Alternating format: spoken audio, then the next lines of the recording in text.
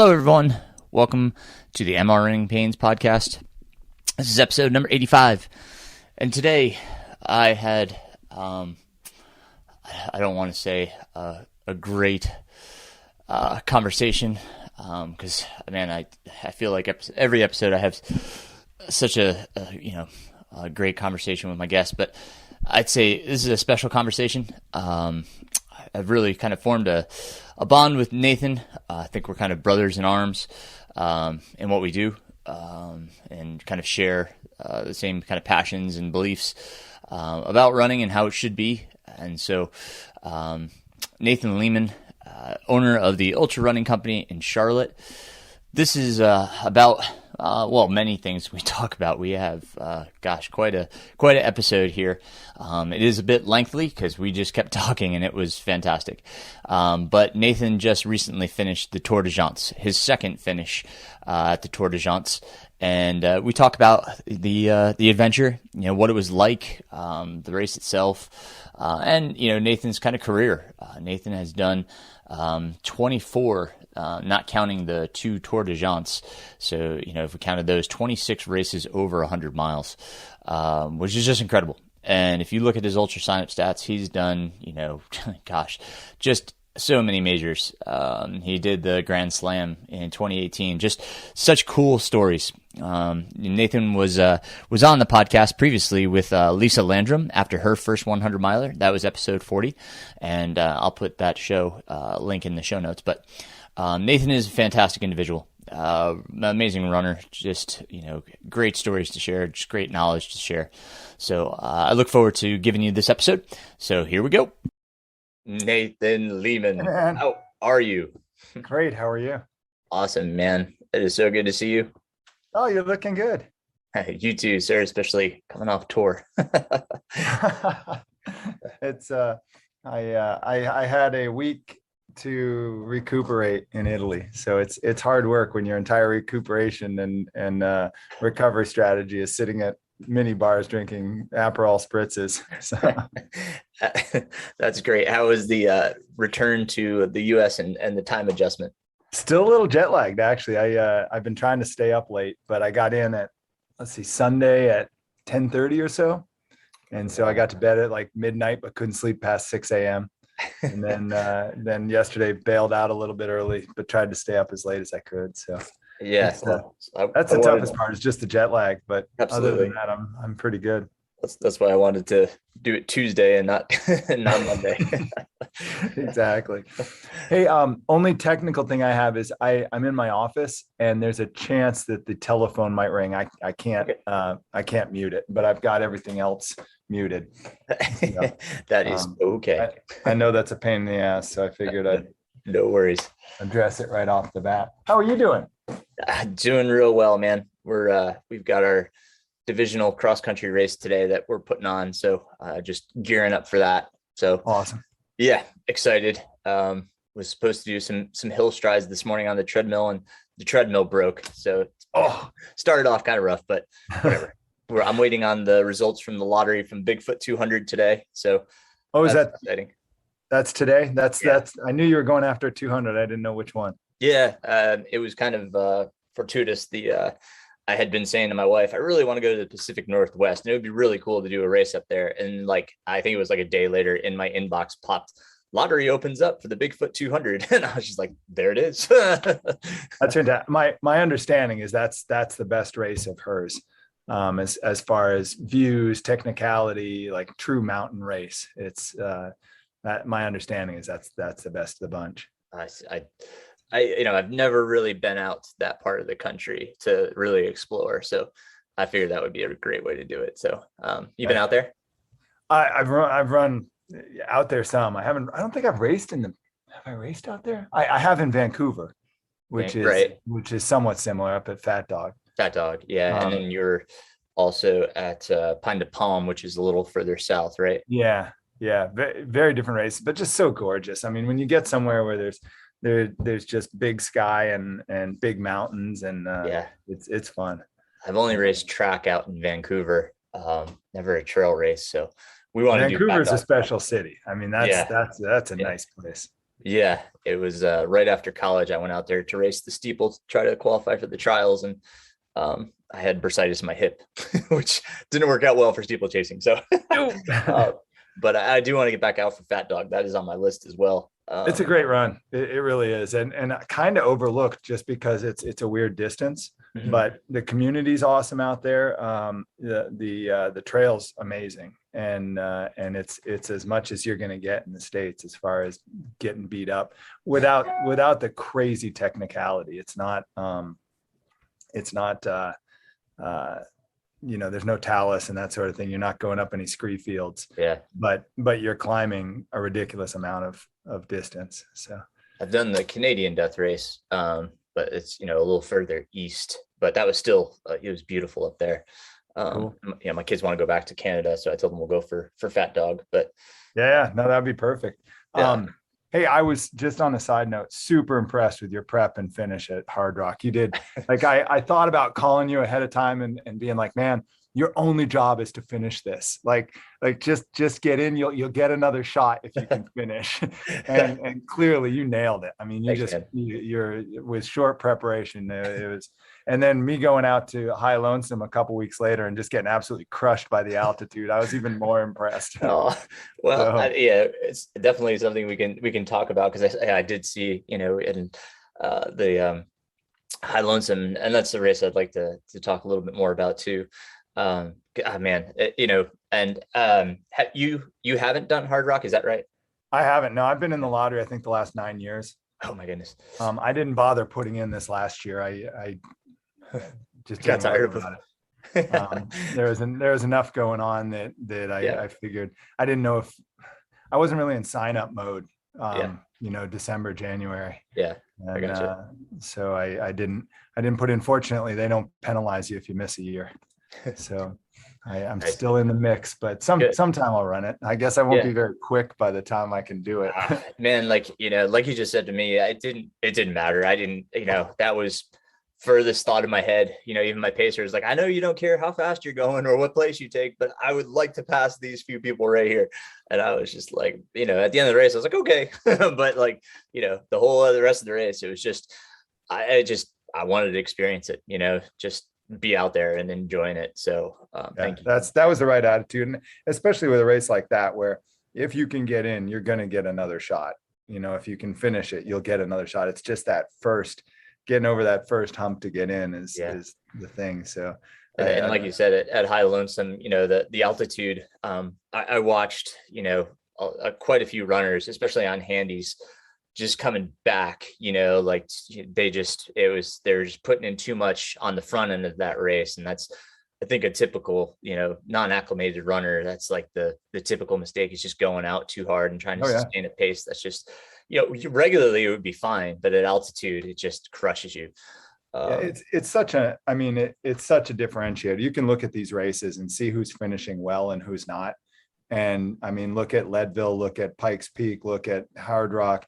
You're not finishing well if you're not from altitude. I mean, you're just not in the yeah. same competitive set. No, I mean, Um, Wardian, like, I've talked about this. Wardian, I passed Wardian going up Handies, and then he didn't pass me until Governors, right before yeah. we went up Virginia's to Kroger's.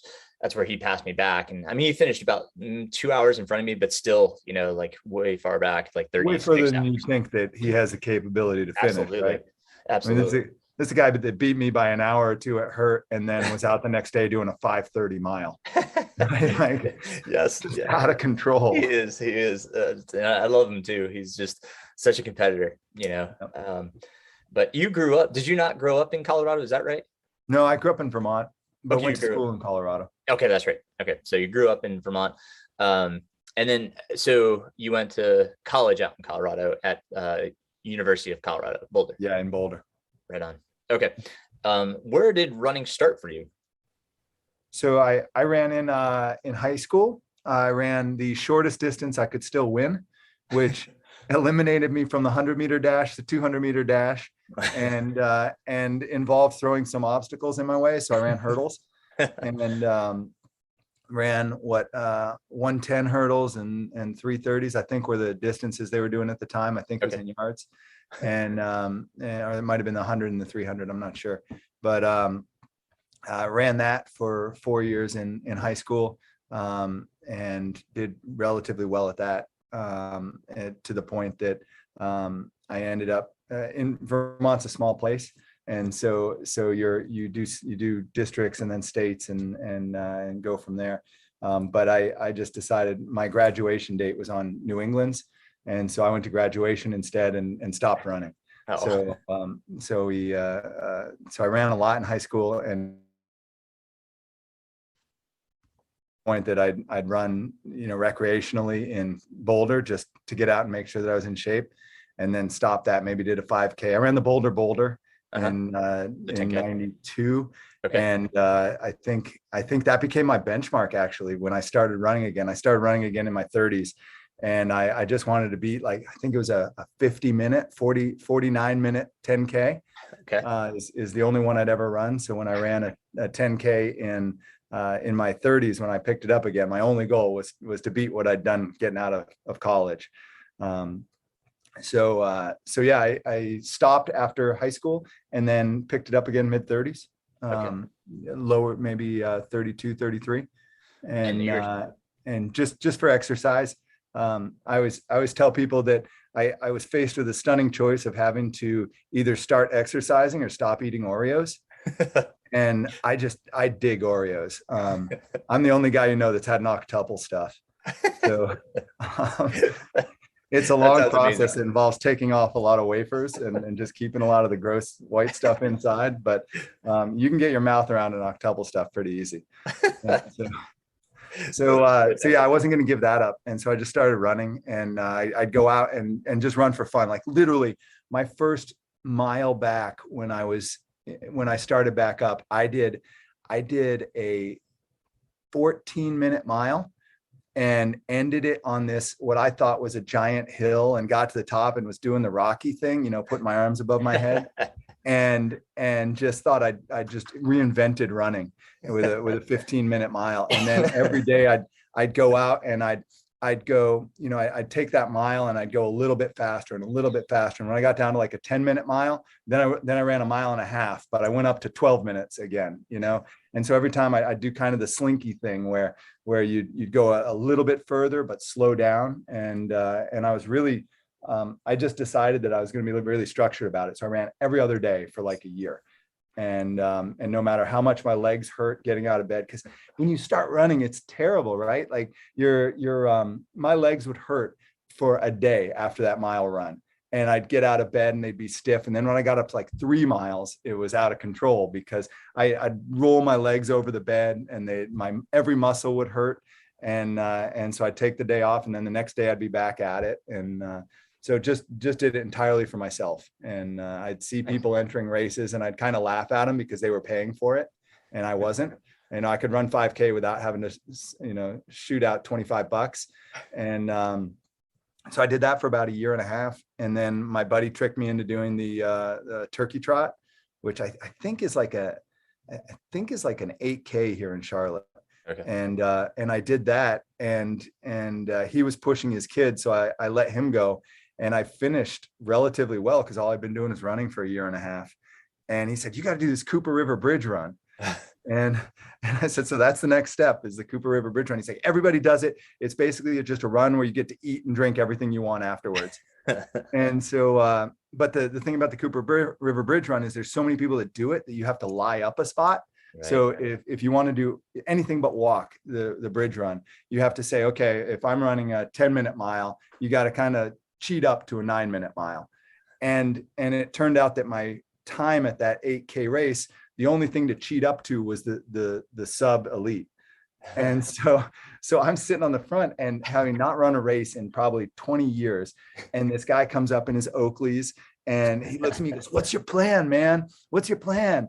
And I said, "Well, I'm going to go run, and I'm going to run as fast as I can." He goes, "I think I'm going to do like sub 6 to the top of the bridge and then see what happens."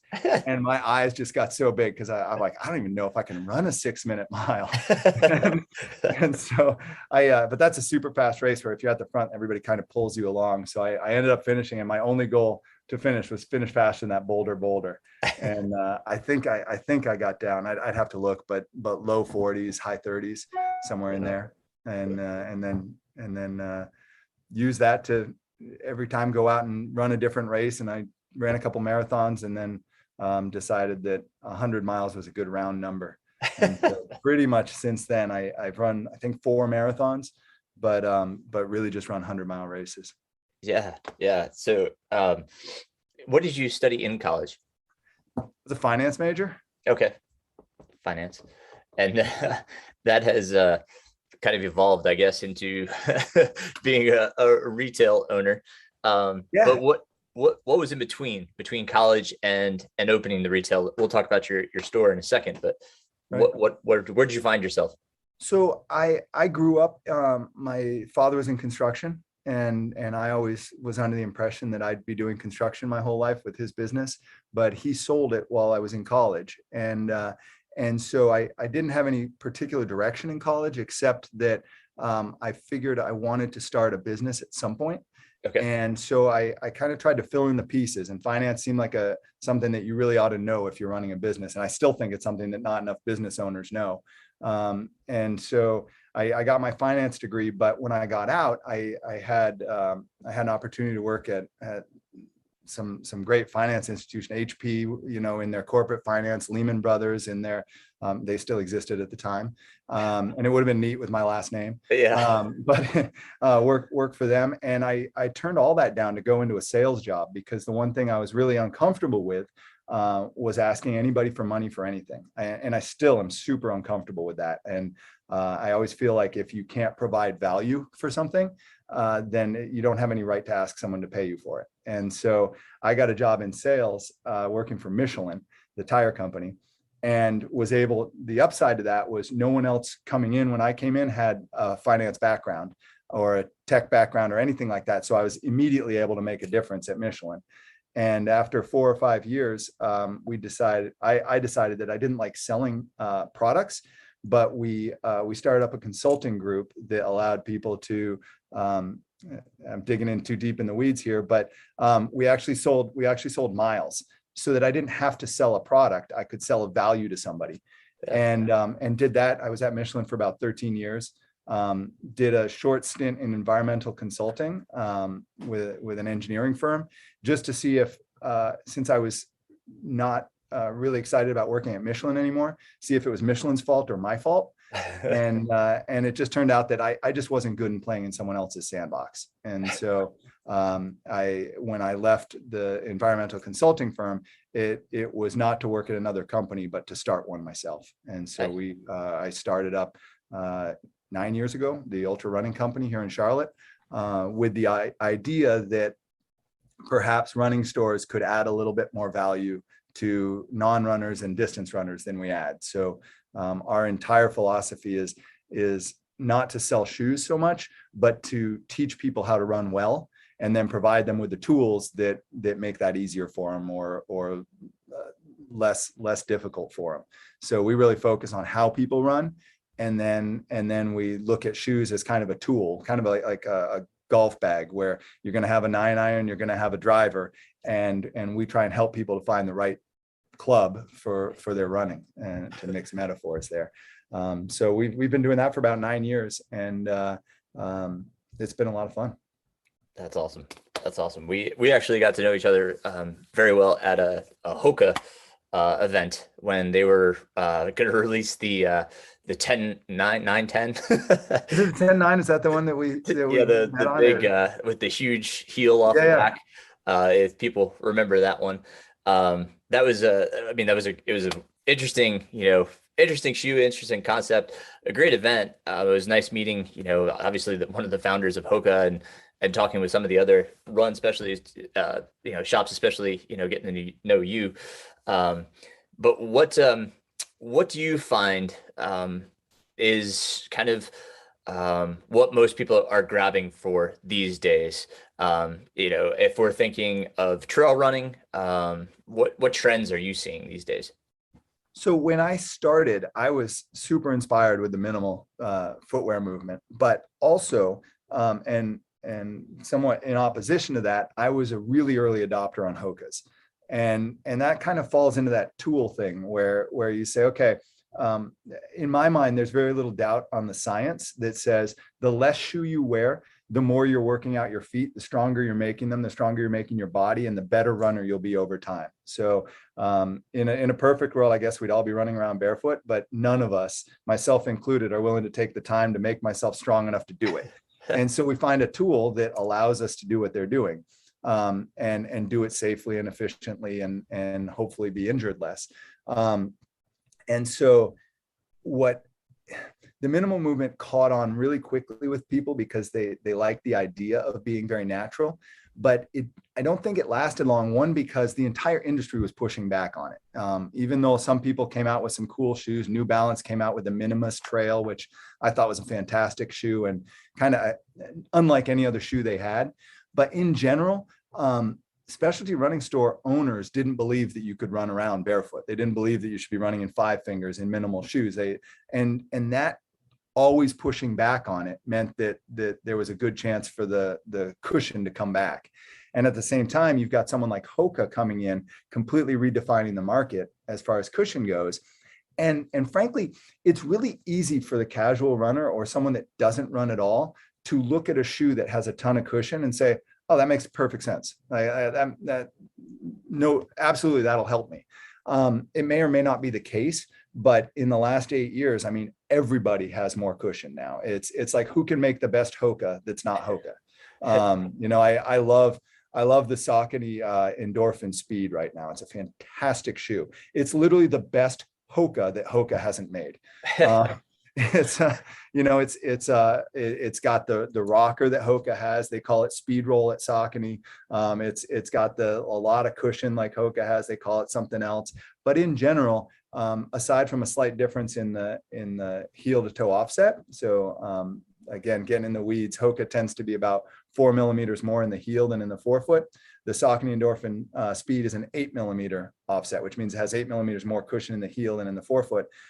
Aside from that, it's just a great Hoka. And so, have you tried the trail version of that? I have. They recalled it. Oh, okay. I didn't realize that. I got it. I ran it a little bit. It was very interesting. It was a really nice first attempt at it. They were a little bit quiet about why they recalled it, but I think they just had some. They're using a really cool material in the midsole called Pebax, which is basically what Nike uses in their 4% shoe or their next shoe. And it was the first application of that in a trail shoe. And I think that was just a little bit tougher than they expected. But I think the next version of that, or just when they re-roll it out, I'm excited about seeing how it works. It was a comfortable shoe to walk around in, not as bouncy as you'd think. It wasn't super pillowy soft, like you tend to expect, but it was an interesting shoe. Yeah. And you're right. Like, it seems like every brand has kind of chased the maximal, but I certainly appreciate the brands, kind of like you're saying with Saucony, that are creating variation. There's a range, kind of like your topos, right? I mean, they only go up to about 5 millimeters. 5 millimeters is the most, and they go down to 0. 0 to 5 millimeters, which is a good range, I think, especially for trail shoes. Perhaps, like, it would be debatable going up to another maybe 6 to 8, but companies like that, I sincerely appreciate. I use the Mountain Racer 2 at Hard Rock, and the shoe worked, phenomenally. I thought that was a great shoe. And I mean, certain companies seem to kind of isolate themselves in what they do, like Ultra, it's all 0 drop, which, it's fine because that's what they believe in, like they know their why. Like, that's, I think the principle that they stand on is like, we believe in this, and so you know what to expect from them. So I can appreciate that. But and there was some concern just in general when Ultra was just recently bought by VF, who also owns North Face and that sort of thing. They've switched the way that they speak about it, and this happens a lot in shoes. They went from talking about 0 drop shoes, so equal amount of cushion under the heel and the forefoot, to talking about a balanced shoe. And I mean, I've never heard so many people get freaked out that Ultra was going to start putting in extra cushion on their heel. And so far they haven't, and good for them, good for them for sticking to that, but also good for Topo and Tony Post, who's the guy behind that. Tony's an engineer, and Tony looks at a shoe more like a tool than anyone else I know. It fits in well with our philosophy and at Ultra Running Company, and says, okay, you're going to use this mountain racer with a 5mm drop, but we've also got the Terra Venture, which is an almost identical shoe with slightly different fabrics and that sort of thing, but with a 3mm drop. And for an engineer, it makes perfect sense to do that. For a consumer or for a store owner, it gets a little bit tougher, right? Because when someone comes in, are we nuanced enough? Are we smart enough to say, okay, you need a 5mm drop, and you over there, Steve, you need a 3mm drop. Your gait's completely different. So it makes it a little bit tougher there. And with Topo, especially because Tony's more function over form, the shoes look a lot alike. Yeah. And so it's tough to tell when you see one, okay, what's the best shoe for me? And I appreciate that makes the expertise of running stores even more important, but it also makes personal experience even more important.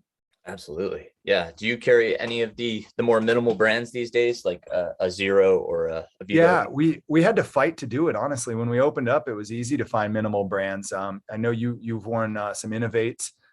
Innovate made some great ones, F-Lights and a few other shoes that gave you really nice ground feel. But in kind of this Hoka pull, everyone is adding more cushion. And so about a year and a half ago, we went out and just tested every minimalist shoe we could find. Ended up carrying Zeros. It's a small assortment because the demand just isn't there, but we think it's really important. So we carry the Zero HFS, which is a relatively not their least cushion shoe. They have a speed shoe that a couple of us run in. That's like, it's literally just a piece of rubber underneath your foot. There's nothing else there. Speed Force, I think it's called. But also we carry their sandal because some people like to run in the sandals and gives them some of the freedom of movement of their foot as well there. But we had to fight to find it. At one point, we went to a company called Carson out in the Pacific Northwest. We had him make shoes for us. We designed them and he made them for us because we literally couldn't find anything else on the market that fit that need. So it's nice to see a Zero, maybe Vivo Barefoot to a different extent. Something along those lines, but we chose Zero just because they have a broad range and they fit what we liked. Yeah, Steven does some really good things. And also it's one of those things where you have an owner that just 100% sells out on his belief. Yeah, and Steven's great. He'll challenge anybody on the science of it. Yeah. And I really like on that. The Strength and Running podcast. I think it was with Matt Fitzgerald. I think it's Fitzgerald, but it's But I don't know. I don't listen to that podcast, but Fitzgerald's a very, very smart guy. Not the author, but it's Strength and Running podcast or Strength Running podcast. And Steven was on there and you could hear his passion, just absolute, is at the forefront. We talked about why with Ultra, and Steven has his why down, and he puts it out there, and every shoe that comes out, you can see his why is in that shoe. It's like, he's very, I love his passion. Yeah, absolutely. But let's get back to you. I'll talk about shoes all day, brother. We could absolutely talk about shoes all day, and maybe we'll save that for another episode. But today I wanted to talk about you. I mean, man, I just kind of pulled up your Ultra sign up just to get some background. And my goodness, if anybody goes on and looks at Nathan's Ultra sign up, he's got 24 100+ mile finishes. And then 2 Tour de Géant finishes now.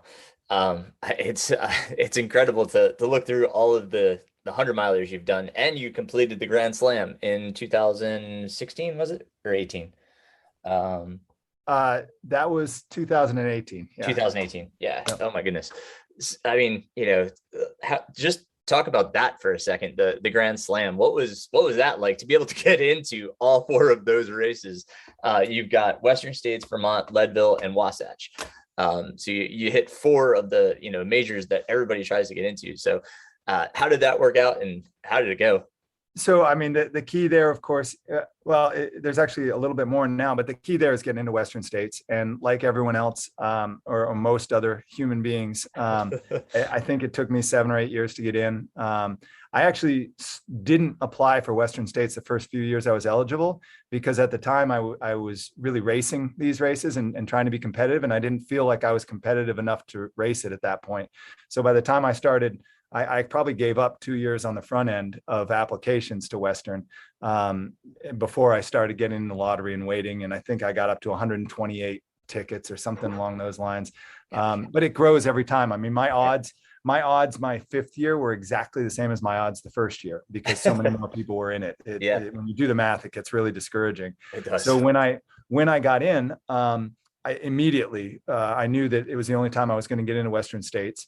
And frankly, I stopped applying after that to make some room for other folks. I think that's unless Western States is absolutely your race, it's a good one to run, and then move on to other beautiful races around the country. So just a plug there for people. If you've run it before and it's not your race, make room for other people. It's one of those things that people want to do. So anyway, I got in, and there was a slight change in the Grand Slam the year before I got in, because Leadville decided, after typically what would happen is you get into Western States and the other 4 would give you an entry.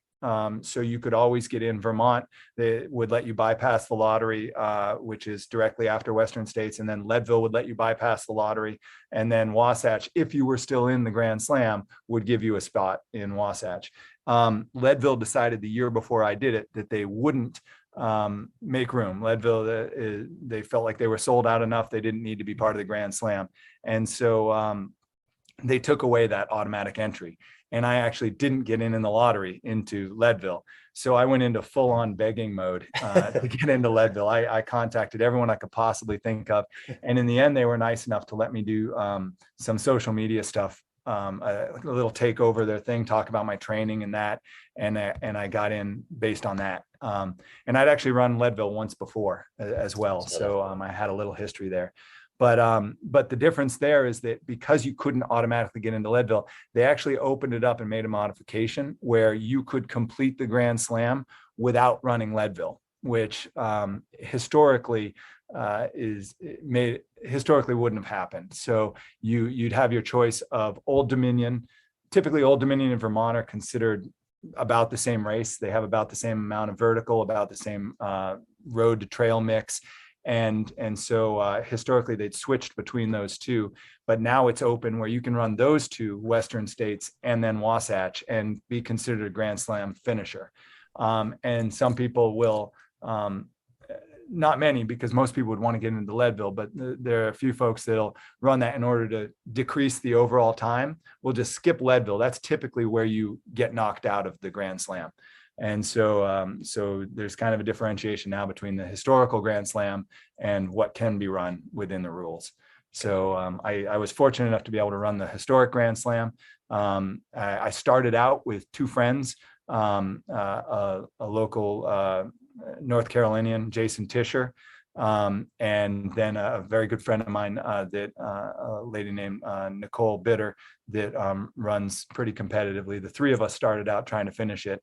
Unfortunately, Nicole had some tendonitis, and I think it was tendonitis that made her not able to complete the whole thing. And so then Jason and I finished it together. Nice. And Nicole Bitter, Zach Bitter's wife? Yeah. Yeah. Okay. Nicole and I have run for quite a while. She's obviously faster than I am, but I enjoy running with her, and she kind of inspires me to run a little quicker than I would normally. Yeah. A funny side story. We were out in the middle of nowhere in Hard Rock, and this group comes up on us, and there's a woman leading them, and she's like, "Oh my gosh, you guys are running Hard Rock." I was with my pacer, and I just kind of, head down at the moment going up. Head down as always at Hard Rock. Just like, ugh. And, so my pacer starts talking with her, and all of a sudden he's like, "Are you Nicole Bitter?" And she's like, "Yeah." And I was like, "That's cool." Just like total like misery mode getting up this pass. And she was just so bubbly and full of life. She was wonderful. She's wonderful. Another side story there. When I first ran Rocky Raccoon, which is a very fast race down in Texas, I met Nicole at mile 6, and we ran together to mile 87. Wow. And she's probably one of my favorite people to run with. And so we went back a couple years later, and we got to the starting line, and I said, "So how fast are you going to run?" We were both pretty fit at the time. And she said, "I think I can do 15 hours. And which is basically the female record, right? I mean, darn close to the trail record. And I said, okay, great. I'll pace you as long as I can hold out. And so we go out, and for 40 miles, we've got us both right on below 15-hour time. And I start to feel the fact that I'm mortal. And she looks at me, she goes, I feel really good. And I said, well, then you better keep running. And she ended up running like 14:30 and setting the American record for trail. And I even not being able to keep up with her, I finished I think 2 or 3 minutes under 15 hours, and for clearly my fastest 100-mile time. But she was easily a half an hour ahead of me in a 100-mile race. It's just amazing. So I always enjoy running with her. But anyway, she started it, and it was really I was sorry, but she's gone on to do much better things than I do. So I don't think she feels too bad about not completing the Grand Slam. What was your first 100 the Cactus Rose? Was that your first one in Yes. Texas? Yep. Yeah. That was back. I actually started, the reason I ran that is there was an event in Texas at the time where you could run the 3 longest trail races in Texas. It was, and you had to do it. It wasn't a calendar year. You'd start in October with Cactus Rose, and then do Bandera, and then do Rocky Raccoon. And at the time that was the Tejas 100 or something along those lines. And if you did all 3 of them, you get this amazing piece of rock in the shape of Texas, which is useful for nothing. But I got out there, and I ran Cactus Rose, and I thought, man, I got to get this piece of rock. And so I did the other 2, and that's how I ended up running Rocky Raccoon as well. Do you still have your rock? Oh, absolutely. It's perfect for maybe putting cheese on. No other purpose for it. It's a big piece of granite in the shape of Texas. We all do silly things. That was exactly my story for the beast. I've got to have that bear. and something that nobody else will ever appreciate. I mean, right. Yeah. Why do you have a cheese it's a conversational piece. Yep. So yeah, Cactus Rose, which is an amazing race because it's run washing machine style. And you don't see many of these out there, but basically it's a 25-mile loop on almost the same course as Bandera. And Bandera is a much better known race. And that's 100K. But Cactus Rose has 25-mile loops where you go out, and the first loop you go out clockwise. Okay. And then the second loop, you get to start finish line, you turn around and do it counterclockwise. And then you do it clockwise, and you do it counterclockwise, which is just amazing because you get to see every single person in the race. So if you're trying to be competitive and be at the front, you get to see exactly where everyone around you is. That's cool. 3 times in the race. 3 times. And if you're not trying to be competitive, you always have someone cheering you on. And I remember coming up on the first time I did it at mile like 75, I came upon a lady who was at mile 40 or something. She's just singing out there. She's walking along, singing, probably having a sandwich. I mean, it's just the greatest. I love that. If you're going to do a loop, I would encourage every race director to do it washing machine style if they can, because it just creates this awesome sense of community. That's cool. That's very cool. So it looks like Cactus Rose 2012. And then there's Rocky Raccoon, where you finished 2nd overall in 16:02. Mike Morton came out of retirement and beat me by like an hour and a half. And I remember reading his post race, and he's like, "Man, I felt terrible. It was my worst race, but my coach always told me if you're winning, don't drop out." And all I could think of was, "You should have dropped out, dude." I could have won. Oh my gosh! No, he crushed that race in kind of his return from retirement. Well, I mean, going through, it's just amazing. Even the East Coast ones you've done. There's, Cruel Jewel and Uwharrie, Massanutten, Umstead, Old Dominion. You've got, you've hit so many. Which would you say are some of your favorites? Boy, you could pretty much ask on any given day and get a different answer. Find a favorite. You look at something like Cruel Jewel, which is just surprisingly difficult, right? You don't think you can pull out that much vertical and that much climbing on the East Coast, right? And it's just a soul crusher. And so that one, I wouldn't say it's beautiful because you're in a green tunnel the whole time, but just challenging and difficult and fun. As far as atmosphere goes, you look at something like Pine to Palm, Hal Corner's race out in Oregon, and the whole thing's like a tribute to Hal Corner. It's fun and it's relaxing, and people are racing at the front and at the back. They're having fun. It's challenging. And so that's a nice, I always look at the community on them Yeah. and say, would I want to go back and do this again with the people that are here? Yeah. You look at up in Vancouver at Fat Dog. I did that race twice because I dropped out the first time I did it. I dropped out at mile 85. And the idea of dropping out of a race after 85 miles is, first of all, just stupid if you're not injured. And second of all, it meant that when I went back, I had to run 85 miles before I did a single step that I hadn't done before. And it's always my goal to do different races, but that one's so nice. And the people are so wonderful up there, and the views and the climbing, that definitely ranks on it. Got a shout out. I think, have you done Massanutten? I have not. No. I know you did Old Dominion, so a lot of the same area. But Massanutten is run and managed by the Virginia Happy Trails Running Club. Yep. And those folks are just amazing. It makes you want to run their races because they're just so involved and so excited. And so that's, I remember the first few years, every time I'd be out somewhere, I'd see someone in one of those VHTRC shirts, and I'd be like, yeah, you're amazing. And so that's fun too. I'm sure there's others. I mean, and we'll come up to Tour de Geants, which I think is the greatest race in the world. I put everything else in a different level than that race, just as far as excitement and that sort of thing. But trying to think, I actually rank my races a lot. First on the views and the fun, the climbs and that sort of thing. But also my wife is my crew. And she's an awesome litmus test on how cool the community is, so if she's willing to go back and crew a race for a second time, that means a lot to me. It means the people that are running it are good people, the volunteers are good people. And frankly, you can make up for a lot of deficits in views with just good people on the course. And so I always look at that. And so sometimes I'll fall back on her. So I'm thinking now, like, what races would she crew again? And literally any of the Texas ones, the Tejas Trails folks are amazing. I'd encourage anyone to go down. And it used to be a guy named Joe Presitis, and now it's a guy named Chris McWaters down there. Just put on good kind of hometown races. And then the only one I didn't mention there was Hurt. Which I'm sure Courtney would crew again because it's an interesting course, and so old school. It kind of defines old school. But then at the same time, one of the aid stations has a Michelin-starred chef making you food, so you're running around in the jungle and killing yourself on these rocks and roots, and then you come down and the guy's serving like starred food at the sushi at the aid station. So, oh my gosh, I think that's fun. Yeah. So that's a lot of them. I don't think I broke it down much, but I think there's so many great races in the country. You've had so many experiences. It's hard to narrow it down. Are there any that are still on the bucket list that you haven't done?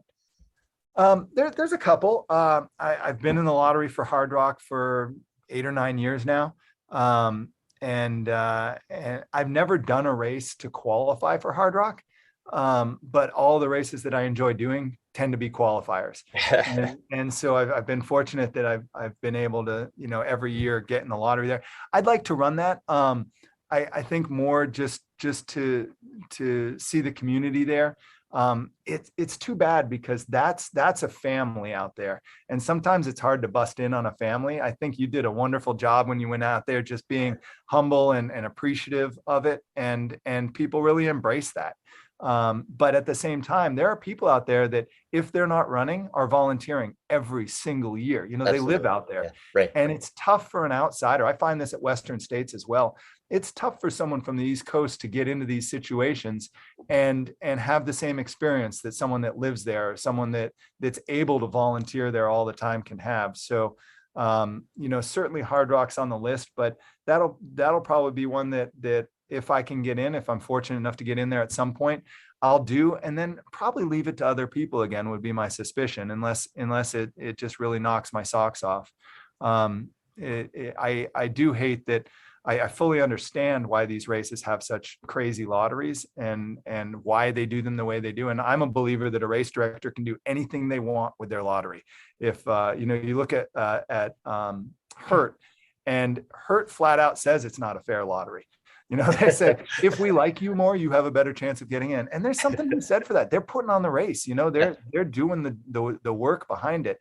And so, but at the same time, so many people get worked up to do Hard Rock, to do Western States, that it's a little unfair for someone like me that doesn't have the deep emotional bond to it to want to do it 15 or 20 times. I'm going to leave that to the people that have invested their time and effort in supporting other runners out there. So I totally agree. There's that one. Listen, there's some great races. I haven't run the Bear. I haven't. Gosh, I'm sure I could go through. I haven't even run Pinhoti. That's more of a running race. All the ones we've been talking about have been these ridiculous climbing races, but you run a Pinhoti on what is it, 95% trail, and runnable. That's fun. So there's stuff like that as well. I gotta one of these days I've got to get up the nerve to run Hellbender. People tell me that's a difficult race, and I know there are good people running that. So that's definitely on my list. Well, it's anytime you are more than welcome. We try to do everything you were just saying and create that community, and everything you've kind of listed. I can see the community involvement behind it. And Hard Rock, I've spoke about that. It's such a family. My finish was just a celebration of, the fact that I was able to experience it. I definitely, I wear my heart on my sleeve and my emotions come out easily. When I finished, it was just, I was just so grateful to be able to be there and celebrate that. And, Dale, I think really saw how much that meant to me. And I mean, he's been great. He's, if I have a question about like Hellbender or anything, he answers my messages right away. He's just a tremendous guy. And they're like you said, just the people that get involved. I mean, we have people from North Carolina. Like, I can't imagine, I'd pop into an aid station and just see, a friend from North Carolina. And I was like, oh, it's just amazing who gets involved out there. So it's a testament to those kind of races. Hey, on that one, and I know we wanted to touch on this a little bit for training for tour, but I think one of the best run new races, and I'm almost hesitant to talk about it here because people are going to want to sign up. I keep hearing people mention it on podcasts, and I really wish that they wouldn't. But High Lonesome is just a fantastic race out in Colorado. I think it really fills in the gap between a race like Leadville, which is more of a road race. It's at altitude, but if it weren't at altitude, it really wouldn't be that difficult. I don't know what the vertical gain there is, maybe 14,000 feet or so. Okay. And then you've got Hard Rock, which is at altitude with 36,000 feet a gain. Am I wrong there? Maybe it's more. 33 or so. Yeah. Yeah. Somewhere in the mid 30s. And then you've got High Lonesome, which is around 26,000 feet a gain, but at altitude. And so it's an amazing course, at least the portions that I saw of it. And also the race director out there, and I'll just name drop him, Caleb Efta, is probably put together the best race I've seen of a young race director in the country. The community is amazing. The people out there, every single piece that he could have done right, he did right. And so I'm very rarely impressed with when I show up at these and someone just blows my mind with the level of preparedness and thoughtfulness that goes into it. This will probably, you're 27 listeners and they're all going to sign up, and I'm going to be out next year and not be able to get in. But that's certainly a race that I would want to go back to. I feel like clearly I left something on the table there when a couple months ago, I didn't finish the race, but it's a race that's worth people's time. For sure. Well, let's talk about the training leading up to that. So how was your prep going into High Lonesome? Oh, I didn't train for it. So super funny story here. I ran across High Lonesome maybe 2 years ago, and was immediately enamored with the trail and the philosophy behind it. And I must have signed up. I don't know what happened maybe in 2019 or 2020. I put my name on the list, knowing that there was no chance, kind of like Hard Rock. There was no chance I was going to get in. Right. And so I completely forgot about it. And I really honestly don't think that I signed up in 2021. I could go to Caleb and find out the actual chain of events, but all of a sudden, maybe a month before the race, I get an email that says, "Hey, we're working through the wait list here." And I thought, why did I get this email? I have no idea. And so I figured I'd click on the link, and it turns out I was number 42 on the wait list, and a couple of my friends were on it as well. And so I sent them a note and I said, "Hey, I see you're on the wait list. Good luck getting in." And so Stephen Moore, a really good friend of mine down in Texas, was like number 13. And he said, "Hey, even if it's not there, I'm going to be camping out the night before in hopes that I get in that morning. I'm in on this race." And then Paul Terranova is another friend of mine that was on the list. And Paul sends me back a note. He goes, "No, man, I'm screwed. I'm number 39. There's no way I'm getting in." And I sent him back a note. I go, "Well, you're not as screwed as the guy number 42. And so I said, "I just hope you get in." And so literally 2 weeks before the race, maybe 3, they burned through the list and they got to number 42. And it was such a short time period that most of the science I've read says that if you're going to run at altitude, you either need to be out there 10 days ahead of time at a minimum, or just roll the dice and go out there that day. And I said, "There's no way I'm going to train. I can get out to Colorado. It was 2 weeks ahead of time. There's no way I can get out to Colorado in like 4 days and take this time off." And I said, "Let's roll the dice. I'm going out Thursday morning. I'm going to be at 600 feet above sea level here in Charlotte. And I'm going to fly out there. I'm going to sign up and I'm going to start running at 8,500 feet on Friday morning at 6 a.m. And sometimes you saddle up to the table, roll the dice, and things go well. And other times, snake eyes, man. And so I got out there, and the group of people was just so awesome. Both Paul and Stephen. Paul went out quickly and ended up doing really well in the race. Stephen went out at, I thought, more reasonable pace and ended up doing really well in the race. And I intentionally backed way, way back, but I felt so good for the first 10, 15 miles that I just caught them. I'm just running along, having a great time, not even breaking a sweat and catching everybody. And so finally I slowed down. I ran with Stephen for a while. A bunch of other great runners were out there running the race. I ran with all of them and felt wonderful. Went through the first aid station, just blazed right through. And when I hit 10,000 feet above sea level, it just stopped. Everything stopped. And so I think if I were throwing a number at it, I was probably top 20, 25 going when I hit 10,000 feet. And by the time I got to 13,000 feet, I was probably like 50th or 80th, and it just went downhill from there. I couldn't, anytime I got above 10,000 feet, I'd just be walking, hiking, nothing else. And the race immediately goes to 12,600 feet within the first 10 miles. And then it drops down, and then it goes up to like 13, drops down, goes up to 13.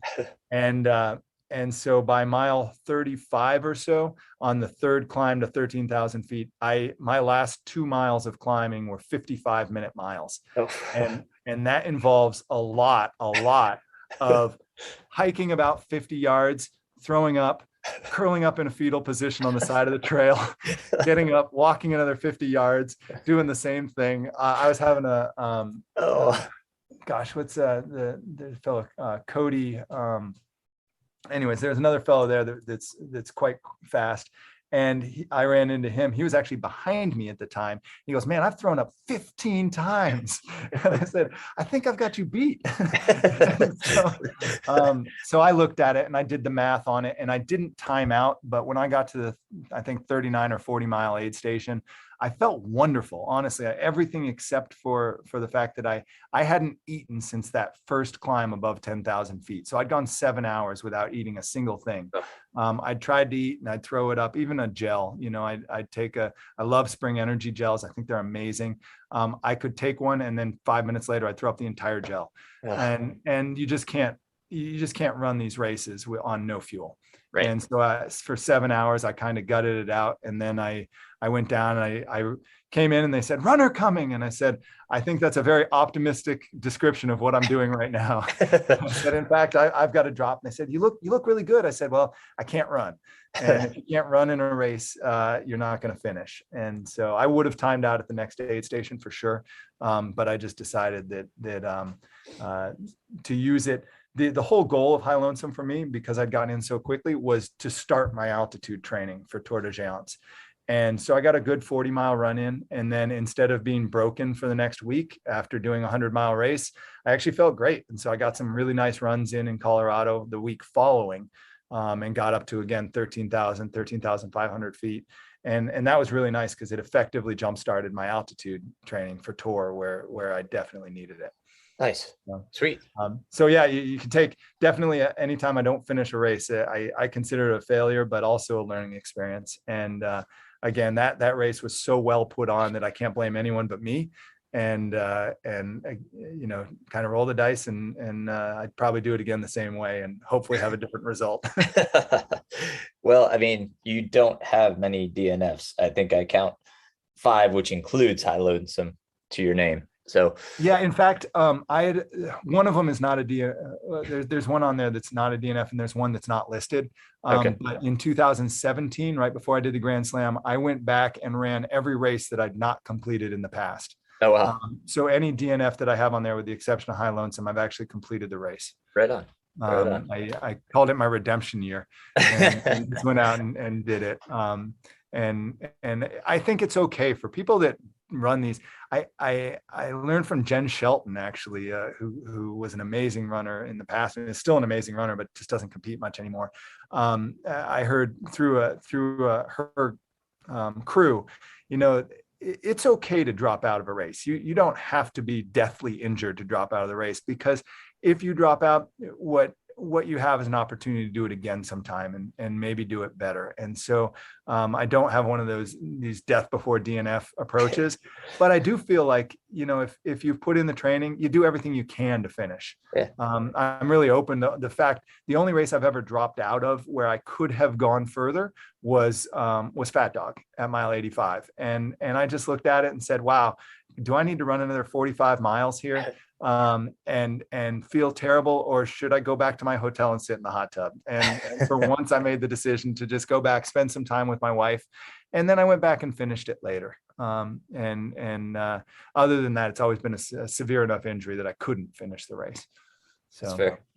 That's fair. It's totally fair. So leading up to Tour, the training went pretty well for. Yeah. It was different. So I've run Tour twice now, and background on Tour de Geants for anyone listening that doesn't know is it's basically a circumnavigation of the Aosta Valley in Italy. And the Aosta Valley is Mont Blanc, where we run UTMB, is basically a third of it's in France, a third of it's in Italy, and a third of it's in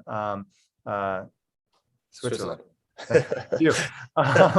And so you run around it and you go through 3 countries, and the one of the towns basically at the halfway mark, you go through a town in Italy called Courmayeur, and Courmayeur is the starting point for Tour de Géants. And instead of going around Mont Blanc, you go out from Mont Blanc and you go around this Aosta Valley, which is give or take about 350 kilometers, 220 miles around the valley.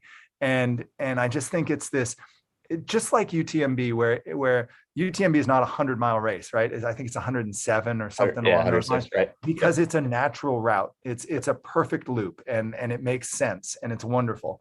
And Tour is the same thing. It's a natural loop around this valley that goes through a number of different towns, over a number of different passes, and it just makes sense. And so the challenge is that in addition to being about 220 miles, it's got almost 90,000 feet of vertical gain. So it's like doing hard rock again, and then just throwing in like 10,000 feet of climbing for no apparent reason on a Stairmaster or something. So it's really fun in that regards, and it's incredibly challenging, but it's also really rewarding because the whole valley comes out and supports you. You'll be 5 miles out of a town, 3,000 feet up a mountain, and there'll be a grandmother cheering for you. There'll be kids running along, like going, ale, ale, Right. trying to cheer you on. And everybody in the valley, and I found this out this time, everybody in the valley knows about Tour, and it's like a rite of passage for the runners there. It's have you run Tour if you live in the area? Have you run Tour de Geants? And so the first time I ran it, I didn't know what to expect, but I'd heard some rumors that perhaps running quickly wasn't a very good strategy for Tour. And so I came up with this plan of using a treadmill, which I absolutely hate, and putting it at about a 20-degree incline and just walking for 2 or 3 hours at a time. And so in 2019, I started this, and I think I really got it right this year. In as much as basically what you do is you just put on any bad movie that you can imagine, or a series. In 2019, I watched Rocky 2, Rocky 3, Rocky 4. I watched all the Star Wars. This year, I watched a bunch of terrible Netflix movies. And you just get on, you find a 2.5 hour movie, and you try and get in a vertical mile at least. So if you can do 5 miles of walking on the treadmill at 20 degrees, you've got a mile of vertical. And every single day I would get on the treadmill for about a month and do somewhere between 5,000 and 7,000 feet of climbing on the treadmill. The other thing that I'd throw in is I had the opportunity a few years back to get a hypoxico tent. Okay. And these tents simulate altitude. They're not perfect. The only thing that gets you acclimated to altitude is being at altitude, but these tents do a good job. So for the last month before the race, I slept in the tent, and then I would grab the generator, which weighs about 50 pounds, put it in my car, drive it to work, hook it up to a mask, and then put the mask on at about 11,000 feet and do the 20-degree climbs. Oof. And so, I'd work my way up from about 10,000 up to about 12,000. So by the time I got done, I was doing 2.5 hours at a simulated 12,000 feet with this mask on and at 20-degree incline. So I just watch a movie and do that. And that really, really helped. And I think combining sleeping in the tent with using it that way, there's always an argument among this kind of witch doctor scientists of, is it better to sleep in a hypoxico tent or use this mask thing? I did both, and I just figured let's go all out. But what I didn't do is a lot of running. I figured my base exists and I can run, and so let's just work on the climbing part. What's the high point in Tour? How high does that get? Not as high as you think. It's just over 3,000 meters, so about 10,200 feet. I have it here somewhere. 10,800 feet. Okay. But there is some arguments that because of the way the Earth is formed, it's an oblate spheroid, not a round ball. And depending on where you are, you're actually further from the center of the Earth. And so, believe it or not, you're actually slightly further from the center of the Earth at 10,800 feet there than you would be at 10,800 feet in the Rockies. I have this on good authority from the founder of Hoka. But it's never an insane height. It's not a 14er. So you can always breathe. But the whole thing, the thing about Tour is, at something like Hard Rock, you're going to start out, or at High Lonesome, you're going to start out at 8,500 feet, and you're going to go up to 13,000 or 14,000. So the net difference there is about 5,000 feet, give or take. At Tour, the low point is at about 1,000 feet above sea level, and the high point is at 10,800 above sea level. And that's pretty direct. I'm just looking at the profile now, and you go from 10,800 feet down to 5,000, back up to 93, back down to 1,000. That's your climbing thing. So you're literally climbing the whole time. And so even though it's not quite as high, the actual change in vertical is ridiculous. Substantial. Yeah. Did you do anything to train downhills? This time I didn't. So typically I would, but I tend to incorporate that into my training all the time. So I really work hard to find the downhills as well and make them as steep as possible. Yeah. So this time I was just focusing on the uphill. In the past, what I've done is gone out and find the steepest thing I can find, which in our neighborhood is either the Linwood access at Crowder's Mountain, which goes up about 650 feet in 8/10 of a mile. Okay. And I'll do what's called the Crowder's Mile there, where you run up and run down just over and over. Yep. I got you. There's also another one here in town that's a little bit closer. It's only 350 feet, but it does it in about a third of a mile. Okay. And it's insanely steep. And you have to do that about 13 times in order to get the mile, the Poston mile. Gotcha. So I do that from time to time, but you make sure that the downhill part is really important. It's just that I'm pretty used to that part. So it's something that you wouldn't want to avoid. You wouldn't want to miss in your training, for sure. Because in addition to 85, 90,000 feet of climbing, it's 85, 90,000 feet of descent, which is just a quad buster. Yeah, absolutely. Absolutely. Can you talk about what was like let's start with your nutrition plan. What were you planning to do because obviously you can't subsist just off of spring gels. So what type of things were you doing? So nutrition plans in general at Tour are garbage. I can run I have run 100-mile race competitively on tailwind, entirely on tailwind, one potato chip and one Swedish fish. I've done 100 miles on that. It's impossible to do that at Tour. And I found that out in 2019. So I did change my strategy quite a bit this time. In 2019, I had to figure out that I needed to eat real food because I had intended to do basically tailwind for the majority of it and supplement that with things that I found at the aid station. But at this race, I think it's incredibly important to start with real food and continue with real food. I can tell you that I took out probably $200 worth of nutrition, Spring Energy, Martin, and Tailwind.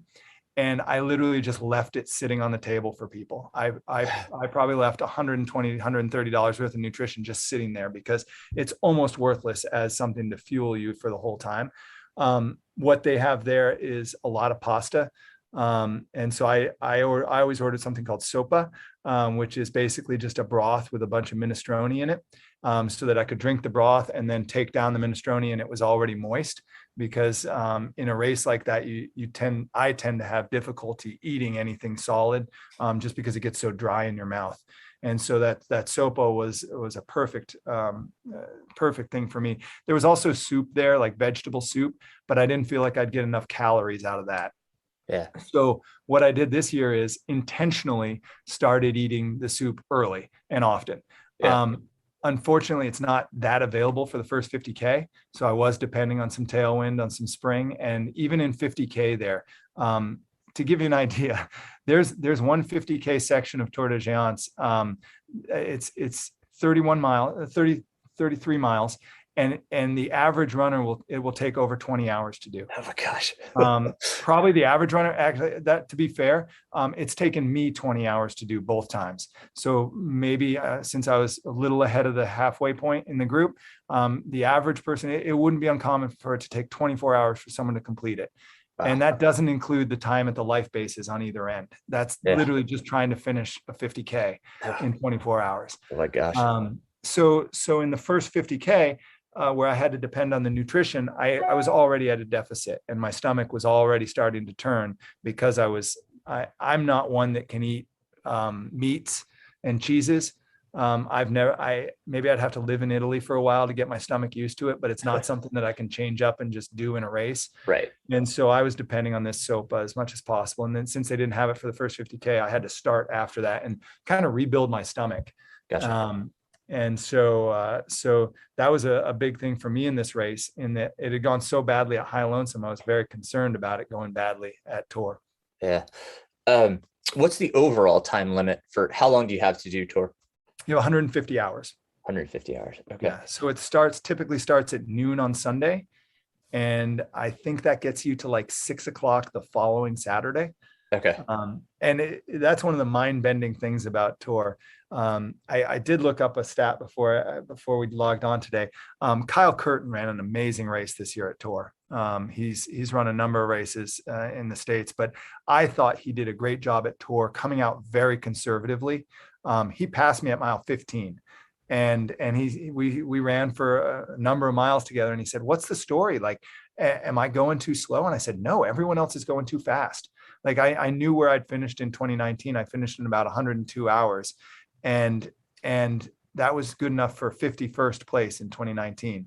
There were 200 people ahead of me on that same pace at 50K. Wow. And so people just went out at an absurdly fast pace. Yeah. And so Kyle just paced himself really well. But the reason I bring Kyle up is he finished Tahoe 200 in 50 hours.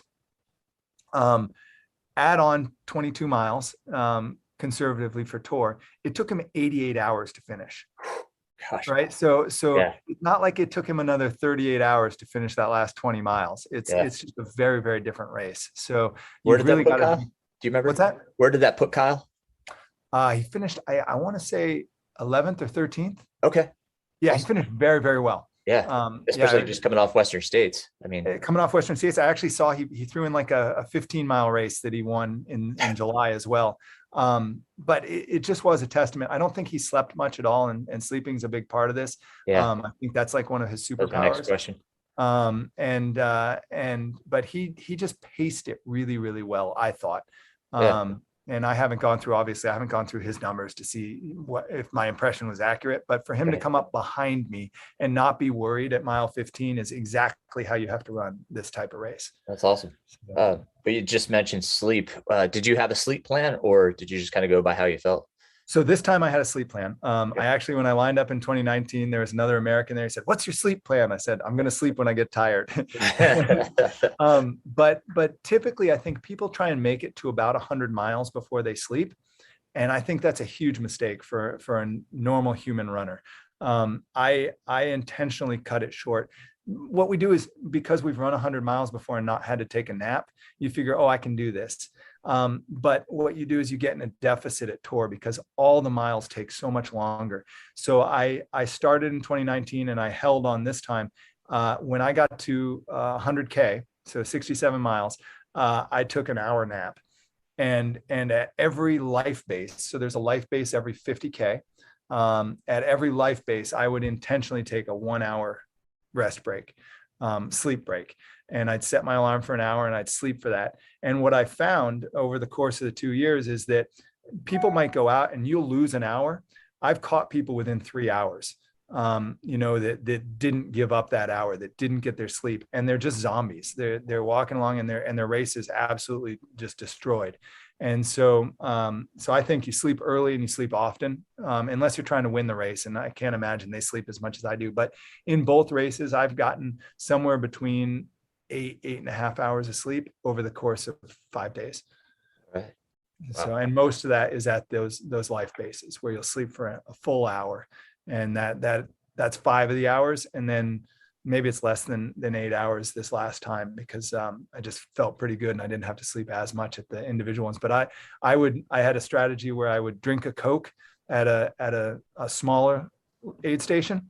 I'd drink a Coke, I'd sleep for 10 minutes and set my alarm. And when I woke up in 10 minutes, some of the caffeine from the Coke had hit and I'd go run. And you can keep that up indefinitely. So you'd be shocked that 10 minutes will make that big a difference. But I think it's a game changer. You can get these little tiny micro naps and just get in, get out, and be done. And you're not there any longer than anyone else, maybe 5 minutes longer than anyone else. But if you're efficient at it, you'll catch them within 15 minutes of getting out of the aid station. Nice. And one of the big hot topics these days, especially after the incident in China, is required gear. Did they have a gear requirement? So this is a little different, actually. They used to have a huge gear requirement. When I did it in 2019, they had a requirement that you carry all of this gear, but you don't have to have it all on you at any given time. So what happens at Tour is they give you these yellow duffel bags, and they transfer the duffel bags from life base to life base. So you check in, they give you a duffel bag, you go in, you get your nutrition, change or whatever, and then you give them back the bag. And when you get to the next day life base, your bag's waiting for you. And so this year, there was a very short list of mandatory items. I mean, super short. Like you had to have a long sleeve shirt, a seam sealed rain jacket, and maybe something else. And that's all you had to carry. Then they had recommended gear to have in your bag. But in the past, that recommended gear was also mandatory and you had to have in your bag. This year, I don't believe that was the case. It was actually less stringent than it was 2 years ago, which really surprised me. I took some additional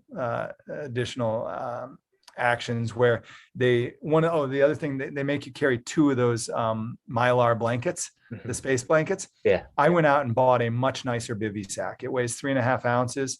And I had one Mylar blanket, which is basically worthless if you get stuck somewhere. Right. And then I had a full bivy sack, which weighed a tiny bit more, but I just felt safer with it. Yeah. And then I always carried, I have a Solomon Bonatti jacket, which is super waterproof.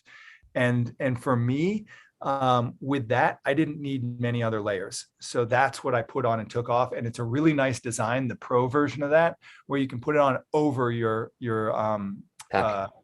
pack. And so I could put it on and take it off multiple times. And I did. So I'd come out of an aid station, I'd be a little colder. I'd have my seam sealed jacket on. I'd run a mile or two, take it off. Usually I wouldn't even stuff it in my bag. I'd just stuff it on my naked belt and just have it hanging there. And then when I'd start to get cold at the top of a mountain, I'd put it back on. And so that really solved a lot of my problems. I didn't have any need for, it rained for 2 straight days. But once you get wet, you're wet. Yeah. So, right. It wasn't terrible with that. What are we talking about for temperatures? What was like the low and what was the high? I'll bet it got down to about 30, about freezing at the top of some of the mountains. The high, the first 2 days were pretty warm. I'd say high 70s, low 80s at the most. But that feels pretty warm when you're at high altitude. Yeah. I was very warm the first couple of days and ended up doing a lot of work getting water on my head and that sort of thing. You mentioned the naked belt. Did you also have a pack as well? I did. I had a Solomon Advanced Skin 12. Okay. Which I think that's what you used at Hard Rock. I think it's overkill for most races. I think you can get by. I think the Solomon Advanced Skin 5 is by far the best all around best on the market. But the 12 holds a little bit more and it's really lightweight. And so for something like this, where you do have some mandatory gear or just gear that you want to carry, I actually carried more than my mandatory gear, mostly because of this Chinese incident where you never know what's going to happen. And it really does get dangerous in the Alps. Yeah. You never know what's going to come in. So I just felt a little bit better carrying more. And I think that's what they're looking for. They're trying to get people to make good decisions. Yeah. And so, I wore that. And then I wear that naked band. I don't think people talk about it enough. I think it's the single greatest piece of equipment out there right now. And a lot of people have made their version of it, but it's just a belt that goes around. And I've worn it for every single race or long distance training event that I've done in the last 3 years. I just think they're fantastic. Yeah. What did you use for lighting? I use a Petzl Now, the Now Plus. And just that, I also carried a Bindi, which is like a $40 or $50 super lightweight backup lamp that gives about 200 lumens. But the Petzl Now the Now Plus is actually pretty amazing in that you can program it on your phone and tell it how long you want the battery to last. And you can put it on trail settings, so it adjusts the light based on the fact that you're on a trail, not on a road. And I would make it. Basically, I'd make it through the whole night on one battery. Wow. And then typically it would go out maybe 45 minutes before sunrise. And so I always carried a second battery just in case, but never had any issue with it. And that's pretty amazing battery management because that thing's putting out somewhere between 500 and 900 lumens all the time. And then did you do anything to charge like your watch or anything while you were running? In my drop bag, I made little bags with my nutrition in it and one of those battery sticks. Yep. And that my plan was to charge everything when I got, so every aid station I get in, plug in either my phone, which you have to carry the phone on airplane mode, or my headlamp batteries or my watch. Unfortunately, those little square ones don't actually have enough power to recharge a Petzl Now lamp. They did work for my watch. And then I just happened, fortunately, to have thrown in a bigger battery pack in my drop bag. And so that was enough to power the headlamps. But I've got a Phoenix 6, which technically will get you about 50, 60 hours. So I charged it twice and I've got the full route unbroken Nice. of Tor, which is really, really nice to have just for posterity. So, but with 50 hours worth of battery life, or it may be 60. I know the new Coros Vertix 2 is at 140, which is ridiculous. Theoretically, you could run the whole race just with that, right. which is absurd. Their mapping isn't quite as good as Garmin's, even though they've put some maps on the new Vertix 2, but it's getting there, and they'll be there soon. The Garmin's killer app right now with the Phoenix 6 is their mapping. It's amazing. It shows you where you are on a climb. It shows you what angle you're on the climb, how much further you have to go. And that's really helpful over time. So that's why I chose that watch instead of something that had a ridiculous. And then the Endurus is the other watch from Garmin that doesn't even have maps. So I think that's a huge miss on their part. Yeah. My opinion. Yeah. How were the course markings? The course is marked amazingly well. I actually have one right here. So they're these little yellow flags that every one of them says Tor on it. It's a little yellow flag, and then every single one of them has a reflective band on it from the very beginning. Yeah. And it's astonishingly well marked. For 220 miles, you never feel worried that you're on the wrong trail.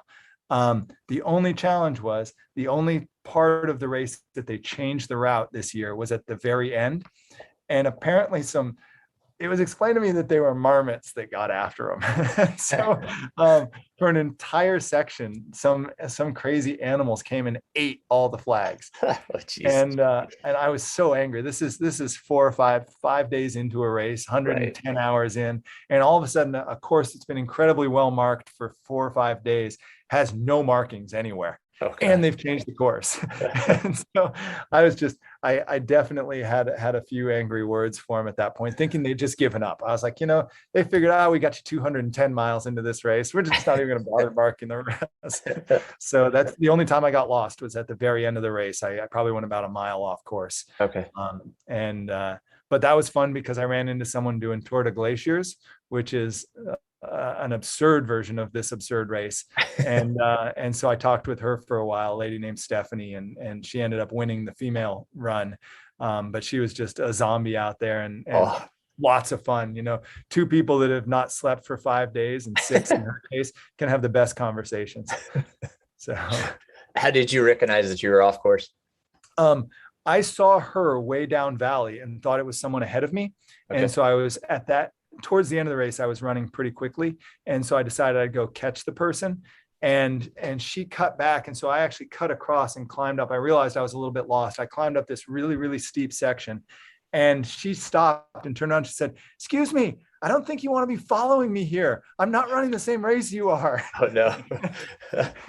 I said, "Well, I'm kind of in at this point. Let's run together for a while." And so I caught up with her, and we ended up getting back to the aid station I was supposed to get. I just did kind of an out and back that I shouldn't have done. Gotcha. So I pulled up to the aid station, and it was 2,000 vertical feet higher than I had expected it to be. And so I was, again, kind of angry about that as well, but all my fault. They did a wonderful job, and the varmints, I guess. Right. And you did this crewless? I did. Unfortunately, my wife, Courtney, is a fantastic, amazing crew. And she was planning on being there. And I actually had some other friends that were going to come and help her because we found in 2019, I ran 220 miles. She drove 350 miles in order to crew me. Right. And so we had some friends coming. They changed the regulations as far as entry back into the country 2 weeks before the race. And one of the challenges is that with my wife's job, she can't take her laptop with her. And so if we had contracted COVID while we were there, we would have had to have quarantined for 2 weeks. Right. And without her laptop, that would have been a month away from work. And that's a little absurd for this semi-narcissistic sport that we run in. And so I ended up running it solo. So new challenge. And you can definitely run faster with a crew. It's definitely more enjoyable every 50K to see someone that you know and love. Right. But it was, for me, that was an exciting challenge. And the thing about Tour, and something really important here, is the first time I ran it, I justified getting through this race. The whole second half, I was in pain and it was terrible and it was challenging. And I said, no, I'm going to finish this because I don't know if I can finish it. And that's what we see in these 100-milers, and why some of us are running these really long races or really difficult races, because I think I'm trying to find something that I don't know if I can finish. And Tour was that thing. I know you get very emotional on these. I don't tend to get very emotional, but I was in tears at the end of 2019 Tour. I couldn't help it. It was tears of joy. It was tears of excitement. It was tears of something. But I just broke down because I didn't know if I could do it. And I had in the back of my head, going back to the race, this is a race that I think I'd love to do, anytime they'll let me run it. It's my favorite race in the world. But I knew that having finished it before, I'd lost that driver, easily. For the last day of Tour in 2019, I said, I'm finishing because I want to be a giant. That's what they call you when you finish. They say, you're a giant. And knowing in my head that if I didn't finish in 2020, I'd still be a giant. I've already finished. And so that takes away this huge driver. And honestly, I didn't know if I was capable of finishing the race without that driver, without that fear of not being able to finish. So it was interesting. Once I didn't have crew, I said, okay, here's a new challenge. I don't know if I can finish without a crew. And so you kind of create these artificial challenges and use that to get through something that would be, I can tell you, in this race, things started to go poorly for me this year at about 60 miles. And I had to recalibrate my race. And I looked at it and I said, good heavens, I've got 3 more days of climbing. I've got 17 peaks to go over. Maybe I don't want to do this. And so then I looked at it and said, no, you know what? If I just take it one peak at a time, if I just take it one section at a time, if I take it one step at a time, I'm going to finish this. And that's the thing that gets it through. So my time this year was over 12 hours longer than in 2019. Because I made a conscious decision at 60 miles to just go out and finish the race, just go out and run with people, meet people, have fun, challenge myself in a different way, without trying to race. And the net result, and kind of what you saw, I think at Hard Rock, is, man, the last 50K was fun because my legs felt better. I mean, I made up on a guy that I was running with throughout. I took an hour longer at an aid station than he did because I had to have my feet taped, and they've got these wonderful people. They'll give you massages at life bases. They'll tape your feet. It's fantastic. But it took me an hour longer to get out of the aid station. And in the last section, I made up an hour and a half on the guy because I could run, because he'd been pushing as hard as he could the whole time. And I'd made a conscious decision to try and finish and not care about my position. Right. Every once in a while I'd give my wife a call and just say, I'm okay out here. I'm 4,000 miles away, 6 hours off, but I'm okay. And she could see where I was slowing down and speeding up.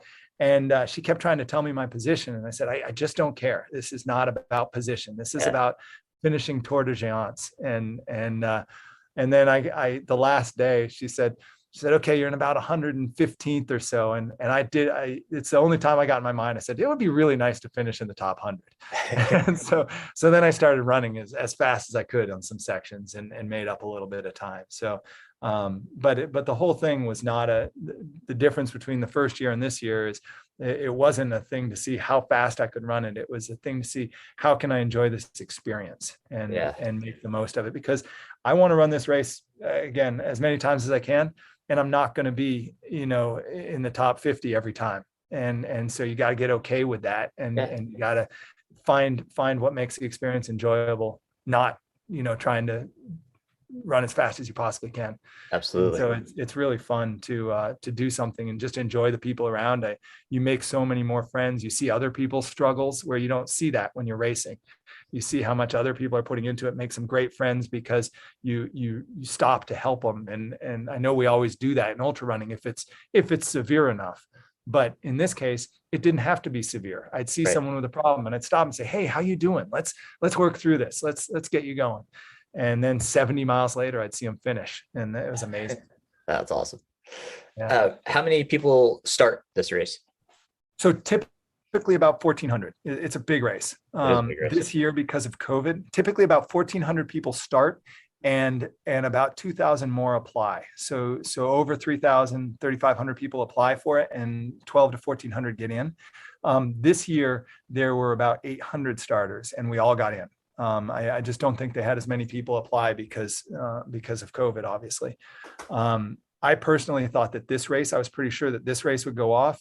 And so I had an entry into UTMB and skipped UTMB to do this race again, because I didn't think UTMB would happen. I didn't think that they'd be able to pull together a race through 3 countries in Europe. Me of little faith, right? They pulled it off, and both races happened. But Tour is such a community event there, and it's so tied around it that I knew Tour would happen. So Are there so any 800 or so started this year. I think about 500 or 600 finished. Wow, that's amazing. That's a pretty amazing finish percentage for this race. That's Are there prerequisites? None. Wow. None at all. You got to pay them. Yeah. But in fact, it's not inexpensive. I think probably in dollars, it's probably about $1,000, but that compares really favorably to the 200-mile races in the States, which are closing in on 2, I think. Oh yeah. So, I mean, Bigfoot's 15, I think. I don't know. Hopefully I'll get my credit card charged today. Hopefully you get in and you have to find out. That's the problem. But that's amazing, man. So you got the 2 finishes. What was the overall time for this year? My overall time this year, I want to say 116 hours or so. 116. Okay. Yeah, I'm sorry. I'm super hazy on both of my finishes. For a long time, I told people I finished in 105 hours the first time, and I think it was more like 102 or 103. But order of magnitude on a race like this, the order of magnitude is what you get to. So I think around 116 hours. Yeah, you're right. I have the result right here. 116.22. Right on. Versus 102.48 back in 2019. Yep. That's still incredible. So cool. I think there's one of the things that I found out about this race this time is you either need to be okay with finishing in that 120 to 140 hour time frame, or you've got to be really, really fit. I mean, like super fit in order to get. I think that I have a lady that I run that has been there both times that I was there, and we both think we're capable of probably around 95 hours at the race. But you've got to be really fit to do that. And it doesn't leave any room at my skill level. I'm probably not going to go below 95 hours there, but I think I have that in me, but it would take some work. And so that, you question, maybe I'll see that 95 someday, maybe I won't. It depends on life and what you prioritize and what you're willing to put in order to have the opportunity to finish at that speed. Absolutely. And so while I worked really, really hard this year and I was very fit, I wasn't on that knife's edge, and that was the big difference. That's what I realized at mile 60 is I'm not at the knife's edge. It's going to be, I doubt that I can finish where I was before. So let's enjoy the journey. And I kept telling people, I'm not in a race anymore. I'm on a tour. And so I toured the Aosta Valley this year and still had a great time and was able to run. That's so cool. That's so cool. Not that you need anything else this year, but do you have anything else? I don't. In 2019, it actually took me about 6 months to get right with my body, maybe longer. I'm not as beat up this year because I didn't run as fast. And so there may be something that pops up before the end of the year. I got to give it, I'm trying to be really, really good and give it that 10 mile a day for every 10 miles thing. And so the nice thing is I'm at kind of my fighting weight for racing. I mean, heck, post tour, I was down, I was down well below where I should be.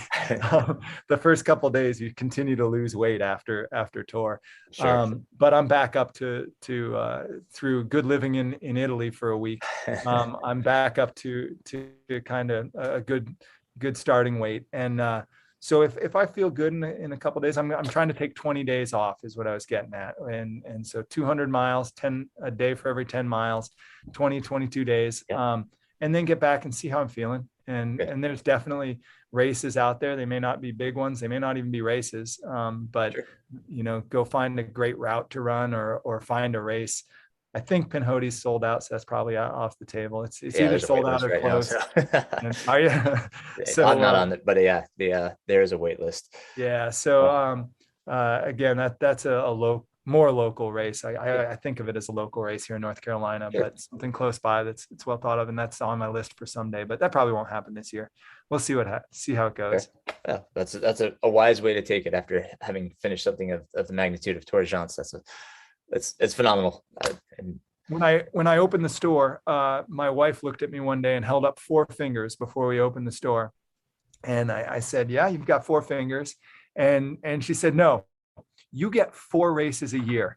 And I said, "I get 4 races a year?" Because I'd been doing 10 or 11 before that. I mean, 2012 was a high racing year. She goes, "You get 4 races if you're going to open this store." And I said, "Great, they're all going to be 100 milers." And so that's why when you look at my ultra sign up, there's really nothing in there under 100 miles, because that was my trade-off. And for the first few years, I definitely did 4 a year, but with Tour in here, I tend to use that as let's run that and have everything else be kind of either a training for or a reward for that race. That's cool. That's very cool. Anything we'd be remiss to leave out here? No, I mean, I think we covered most of it. The big thing is, I think, just going back to figuring out why you're running these races. And as I get older on it, I'm 47 now. I've run quickly in my 40s, but I heard AJW, Andy Jones Wilkins, say at one point that he's transitioned through. I don't think I'm at the point where my ego's going to let me not try and run a race. But sooner or later, you're not going to win races. You're doing it because of the people around. You're doing it because of the scenery, the trails, or whatever it is. And that's a really fun journey to be on. To not show up at a race and say, "Oh, I got to win this," or "I got to be in the top 3," or "I got to do something there." You just run it and see what happens. And the funny thing this year was I worked so hard in 2019, and I ended up 4th American at Tour. I ran a different race this year, and I ended up 4th American at Tour.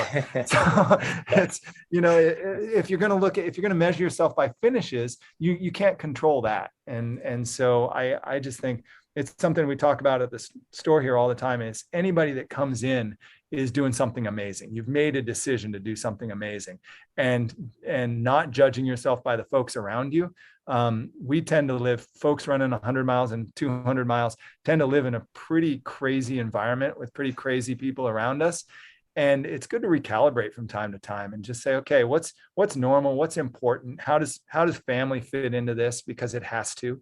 You can only take out debits so often and not put deposits back in. And it's why I really love, and I know we've talked for a ton of time, but it's why I love following your podcast, because you've made a conscious decision to change the way you approach things in the last 2 years. At least that's what it looks like from the outside. Yeah. And a lot of that is just saying, how can I maintain what I want to do while giving as much as I can to other folks? And so it's obvious you're spending a lot of time researching things. It's obvious that you care about it, but it's also obvious that you'll do a meet with your son, and that's as important or more important than anything else you're doing right now. So I love that. And I think everybody, I don't want to miss that. I think everybody ought to be thinking about that. Absolutely. Thanks, man. It's you put it to a T. Thank you. No. What's some good ways people can see the store, find out about the store, find out about you, reach out to you? What are some good ways? So we've got an awesome website that everything about the Ultra Running Company, I think, from social media, which I've been more sporadic on recently, to our website, to coming in the store, should be the same thing, because it's the same half dozen people that you're talking to all the time. We don't have outside services doing anything. So if you go to if you go to www.ultrarunningcompany.com, you'll see our website, which we created and we think is a pretty fair representation of our store and our attitude. Dig in, man. It's a rabbit hole. We had a lot of free time during COVID. So if I'm on social media, but super sporadic. I tend to spend most of my time with the Ultra Running Company's social media feed. And then if I have a race, sometimes I'll put stuff up. So if anyone wants to see me on Facebook or Instagram, it's going to be pretty sporadic. But we'd love to have you stop in Charlotte, look us up online, and hopefully come and say hello. Absolutely. I'll put that in the show notes. Nathan, thank you so much for your time. This was a great episode. I really enjoyed hearing. Boy, it seems like we did at least a marathon here. I apologize. I talk too much, but we got to get on and just talk shoes sometime, because absolutely I can break those down and have fun and be pretty unbiased about them. So I would love that. Yeah. Absolutely. Again, awesome. Thank you, buddy. Hey, thanks so much for the inspiration for everybody. You're doing a great job, and it's a pleasure to be on. Thank you. Well, Nathan, again, thank you so much for coming on, for spending so much time with me, especially after just getting back from Italy. So fun. Such a fun conversation. Really cherish that one. Thank you, sir. I can't wait to have another conversation with Nathan in the future on the podcast. And like you said, we'll maybe, do a footwear special, because we both have our own views, and I think that could be, really interesting. So we'll look forward to that conversation. Other news, this episode will release on September 30th. And just as a reminder, the Hellbender podcast, the podcast that I'm doing for the Hellbender 100, that episode will release on October 2nd. That will be episode number 4 of the Hellbender podcast with Brandon Thrower. Brandon created the Hellbender course. So we're going to talk all about the course, the ins and outs, the climbs, the descents, aid stations, all that good stuff. So please like and subscribe to the Hellbender podcast. That is also hosted on Podbean, just as this one is. We are updating the website, the Hellbender website. So those of you that are looking for information, the website will be updated, as well as the Ultra Sign Up page. So please tune into the podcast, the Hellbender podcast, for further information on Hellbender, as well as to our Facebook page and Instagram account. We are posting their information and details. Got some really cool announcements coming up, but that's not for this podcast. That's for the other one. So tune in there. Thank you so much. And man, cross country is coming to a close for the middle school kids that I coach. So hopefully my time will be a little bit more free. So October, I'm going to release the newsletter that I never got to around to in September. It's just been too crazy. We had our home meet last night. It was a bit chaotic. We had a lot of bees sting the kids. It was just so frustrating and upsetting. I felt so bad for the kids. We had to reroute the girls. So it was just, it was chaos. But it went down, and our team qualified, both boys and girls. They won the division meet, so they'll move on to conference, and then we're going to a last chance meet, which is kind of the unofficial state meet called the NC Elite meet. So really cool, really proud of these kids. It's been just so inspirational to see their commitment and their work and how far they've come in a season and how much they've banded together. So really great to be a part of that. So thankfully and regretfully, the season will be coming to a close. But like I said, should free up my time. Next week's episode, I'm going to have a podcast with our resident physical therapist, Miriam Saloom. I look forward, as always, to those conversations, as I always learn something as well. So Miriam will be our next episode. That'll be episode 86. So that will be in your ears next Thursday.